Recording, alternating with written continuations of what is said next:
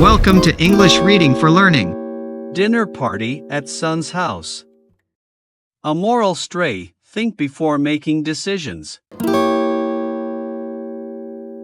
Once upon a time, the sun and the moon lived on Earth.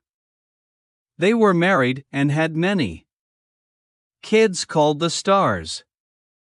Sun's family and C's family were neighbors.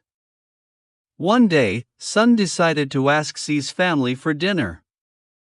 C hesitated. "I don't think we will be able to adjust in your house. But thanks for the invitation." Sun still insisted, so C and his family went over to Sun's house that evening. To Sun's surprise, the water level began to rise in their house.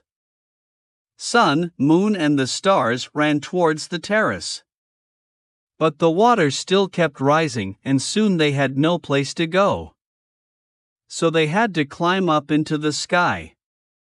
With a sigh of relief, Sun, Moon, and the stars realized it had been a mistake to invite the sea to their house.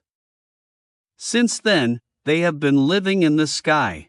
Thanks for watching and listening. Please click like and subscribe for new and latest uploads.